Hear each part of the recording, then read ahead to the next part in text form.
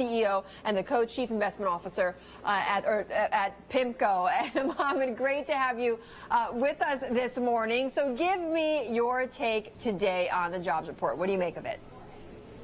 It's a good number, Betty. Not just the headline, also the revision, 61,000 in revisions for December and January. Also the fact that the participation rate is going up. Also the fact that some of the structural elements are improving. How long people have been unemployed, for example, long-term unemployment. So overall, a good report. Having said that, it is just indicative of a healing process. We're not yet at escape velocity. We're not yet where the labor market and therefore consumers can push this economy forward. So a good report. Let's hope we can have a few more of these.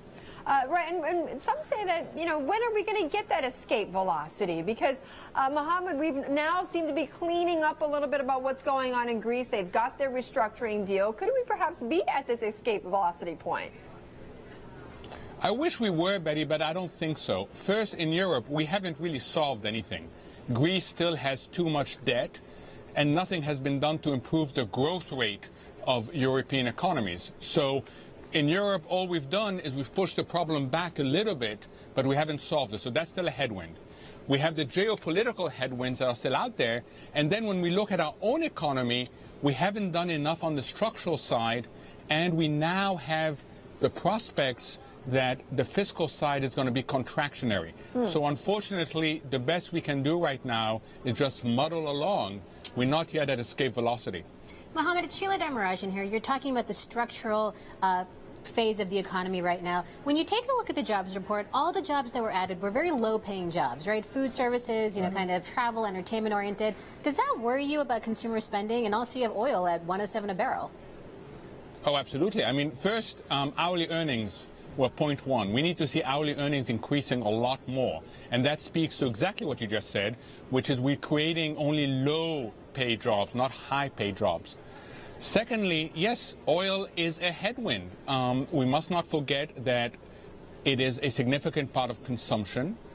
And unfortunately, we're going to likely to be at high oil prices because of all these geopolitical concerns. And that's why it goes back to when you look at different components of demand, it's difficult to identify the one that's going to cause this breakout. It's certainly not going to be the rest of the world. They are slowing, and you see this in the export numbers. It's not going to be the government. It's not going to be the consumer. Could it be business? Yes, it could. But business has to have better assurances that demand will ultimately go up. Otherwise, they don't invest. Mohammed, when you talk about this sort of dreary scenario, muddling through, I think was the words that you used when it comes to the economy, important point here, it doesn't necessarily mean that that's bad for stocks or that stocks can't rally in such an environment. Correct. I mean, we're looking at a growth rate, call it just under 2% for the U.S.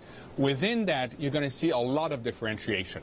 And I think the key issues for PIMCO, as an equity managers, for others, is to be able to choose the different sectors and the different companies. And what are you looking for? You're looking for strong balance sheets. You're looking for an ability to put money back to the shareholder. And you're looking for exposure to high growth. And there are companies out there, and our analysts